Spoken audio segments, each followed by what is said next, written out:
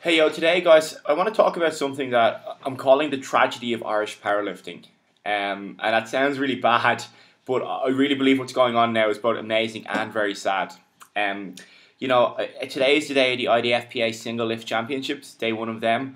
And I believe there was 380 lifters registered across the 2 days. That is an absolutely astounding turnout. There's more registered for one competition now than there was powerlifting in Ireland 5 years ago.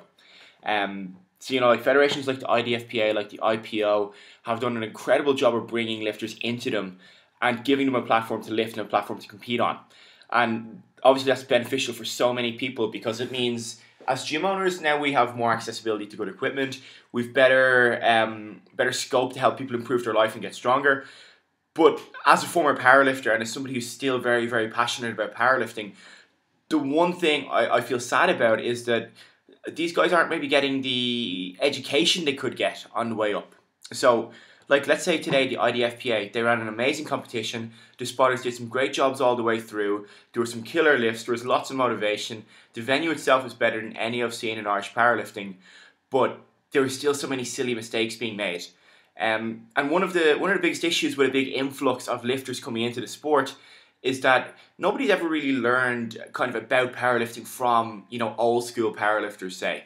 I was super fortunate to train and to grow up with the guys from Hercules Gym in Dublin who were and still are some of the best powerlifters ever in the country. And anytime you went to a competition, you went in prepped knowing exactly what was going to happen. You practiced it as it happened in competition in the gym. And you just had the support of an incredible network of lifters there who had 15, 20, 30, maybe 40 or 50 years of experience between them, and in some cases as individuals. So that meant you went in always knowing what was going on. It meant if you made a mistake in the gym, it was punished. And you just had this increased level of respect for these guys because they walk the walk and they talk the talk. Now, you get people coming in who let's say, have done one or two competitions and then they start to bring lifters to competitions, which is brilliant because it means, the entries go up. You've more talent coming into the federations. You've more people in the country then enjoying powerlifting and using it as an expression. The only problem with that is, though, some of the sillier mistakes and some of the things that are so easily avoided never get ironed out. So, I'm talking about two main things, I guess, when I talk about this. Number one is warm-ups and the timing of warm-ups, and also the nature of them. And the other one is just, based off today, just having seen the squats, it's simple stuff like setting your grip up properly, setting your upper back up properly, and getting a better bar position.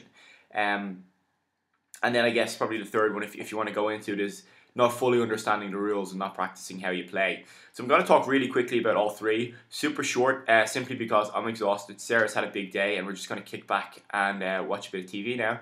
But I'm going to go into these a little bit further over the next couple of weeks because I think, I'm very fortunate to have a platform to talk about this stuff to you guys. And I have had quite a bit of experience, 8 or 9 years powerlifting, and I've hit some pretty decent lifts. So let's talk first about warm-ups, okay? The thing with warm-ups, especially, on the squat today, when you're warming up, what you've got to think about is this, right? On average, every attempt will take about 1 minute per lifter when you include bar loading, setting up the racks, announcing, refereeing, all that stuff. You're looking at a minimum of 1 minute per lifter. So if, for example, your flight has 12 lifters in it, that's 12 minutes around. It's a minimum 36 minutes of flight, assuming nobody dumps and loses the bar and assuming nobody has any fourth attempts. So that means you're going to have about 5 minutes in between flights minimum. So if you have, if you're in flight number 4 and there's 3 flights of 12 lifters, you've got, 12 lifters with 3 attempts is 36. You got a 5 minute break is 41. You've got that 3 times. That's about 120 minutes. You've got a minimum there of 2 hours of rest before you have to go. Then if you are in the flight and you're later in that flight, let's say you're the 10th or 11th lifter, you still have another 10 minutes before you're due to start. So in total, you're looking at 130-ish minutes, absolutely minimum before you have to go. It makes no sense to start warming up an hour and a half or 2 hours before. Think about what you do in the gym normally. This is the easiest way to look at it. How would I warm up before a training session, or how would I warm up to a lift? Let's say your opener. What you need to look at now is, how long does it take you to foam roll? How long does it take you to mobilize? How long does it take you to just get your head right? For most people, between walking into the gym, getting changed, So let's say you're in your gear on the gym floor to their kind of first moderately heavy, like 80 or 90% lift. Probably takes like 25 minutes at an absolute maximum 30. So that means if you're going to be lifting about 30 minutes after you start warming up or attempting your heaviest lift at that point, you should probably be backtracking that against your anticipated start time to where the other flight is. So for example, in this 4-flight scenario, obviously it'd be somewhere in the third flight. There's 12 lifters in there, it's 36-ish minutes long, you've got a 5-minute break at the end, say. That means you need to start warming up about 30 minutes before you do your work. So about 10 minutes into that flight. So that means by about the time the 9th lifter has gone within that flight, you start warming up. So by the time they've taken their first attempt, or the 9th person has taken their first attempt, you need to now start looking at your warm-ups.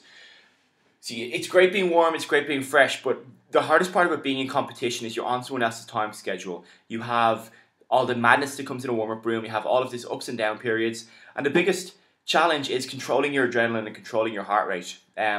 Competition is a stressful scenario. It's very, Maeve, I blinked, look. It's a very stressful situation to be in.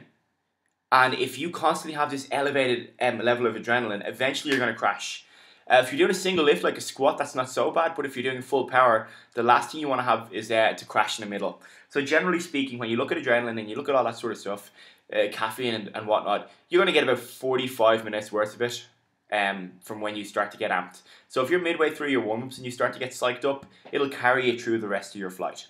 If you do that too early though, you're going to crash. So if you're up burning energy, dancing around, just dicking about, you need to just sit down and chill the fuck out, guys. One of the things that used to always happen when we went to competitions as a team was we just get put in a corner and told to relax. You know, headphones would go on, a seat would be got, you know, the hoodie would go over your head, you'd lie down, you'd sit down, basically do as little as possible, tune out completely from the atmosphere, because that atmosphere, it's brilliant to have it, but if your primary concern is lifting the most weight possible, which is what you're on the platform for, it's going to sap the energy out of you. So if you're worried about what everyone else is doing, if you're watching everyone else constantly jumping up and down and cheering for people, you know, you're going to burn out, your lifting's going to suffer. Okay, it's brilliant supporting people, but on competition day, you are number one priority. Okay, you have to remember that. You've busted your ass for 12 weeks.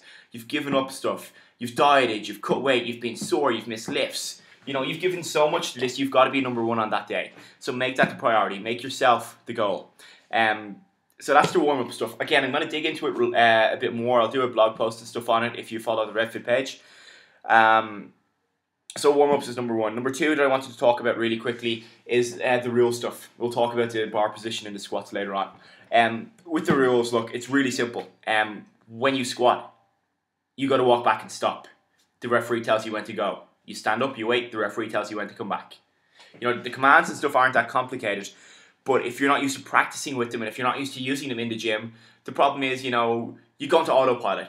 We have like this click whir response, like a tape recorder. You know, you click play, the tape goes into whir mode, and all of a sudden, you know, you're just operating autopilot. And under a competition day, under a stressful situation, it's like, you know, the military thing if you always revert back to training, so make sure you train correctly. If you're reverting back to just kind of going through the motions and rushing in and out of your squats, you're going to struggle. One of the things that Sarah did today that she did better than anyone else is she set up her squats perfectly. Like everything was, get under the bar, set your back, stand, 1 step, 2 step, and her feet were set. They went to the exact same position every time. She took the exact same distance of a step back. Once her feet were set, she set her chest. She went through the squat. That reliability and that consistency becomes so important when you start to hit the upper levels of your squatting capacity, when you go above double body weight and you start going for 2.5 plus.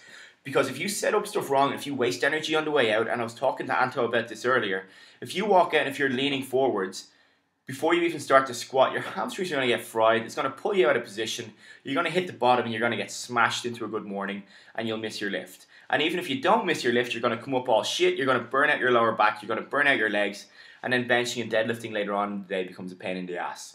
So make sure you set up properly. 1 step, 2 step, look down, are they there? Practice that every single time, from empty bar to 20 kilos to 40 to 60 to 80. However many squat warm-ups you do and however many squat sets you do from today onwards, make sure you do that all of the time. You know, the best lifters in the world are consistent. They go and do the exact same stuff the exact same way all the time. They miss their squats with the exact same technique they get them with.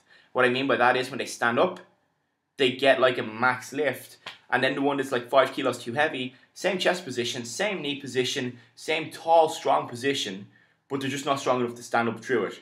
When you see people losing it by good morning, or their knees collapsing or hips shifting, it's usually a really good sign that that person has probably not hit a level of advanced technique yet.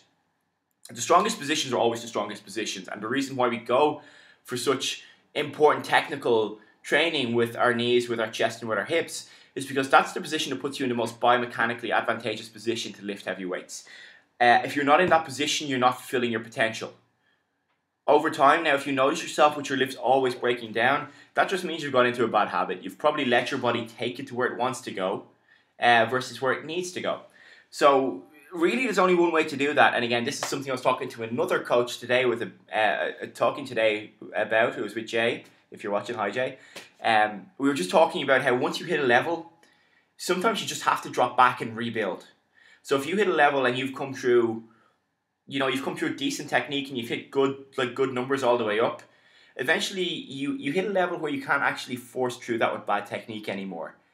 And no amount of assistance work or specific targeting of weak points will fix that. Your only option is to come right back down and to do it the right way. So why would you not do it the right way from the start? Instead of chasing weight, chase technique, chase technical perfection. Once your technique holds up, move up. Maxes don't have to be pretty, but they should really look something like your 95% or your 90%, and even better yet, your 50%. Some of the best compliments I've ever gotten about my lifting is that my squats were machine-like.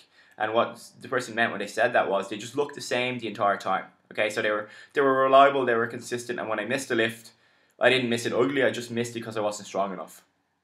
I could probably sit here and talk all night about the technical side of things. I could talk a bit more about the squat stuff.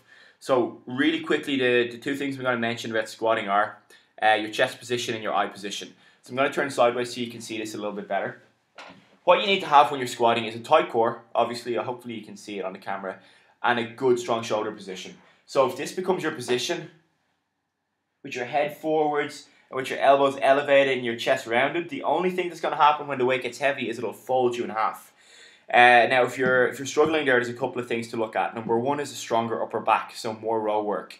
Number two is using stuff like a safety squat bar, which forces you to get into that better position. Number three is just using better technique. You probably haven't even thought about this or considered it. You've probably just accepted when the weight goes onto your shoulders, you're going to lose your position. Next time, what you need to think about is, when it's on your shoulders, instead of surrendering, think big chest and chest true. That's not to say you hyperextend, but you pull your shoulders back from this forward position down into the back of their socket, where you'll create more of a shelf for the weight to sit. You put it a little bit back over your heels, and it just means when it gets heavy, you can extend backwards into it, rather than having like this flexed T-spine and this extended C-spine, which just looks like this horrible hunchback position. Okay, this is a much stronger position to be in, so go find it. Keep an eye on the Redfin Facebook page, because I'm going to go into that in a bit more detail. I really think setting up the squats with a good strong upper back and getting the bar right is probably the most important thing most lifters don't do in competition. It's especially crucial when you're just getting started, because it means long term you have the best chance of success. It's pushing on like 8:15 here. We're both wrecked, it's been a long day. So I'm going to sign off here. I'm going to say thank you to everybody who came up to me today and said how useful the other video was on some practical tips for your first competition. If you do have anything you want to talk about, or if you have anything you'd like to see me cover, just post up in the comments below and I'm happy to help. Guys, peace out. Stay strong.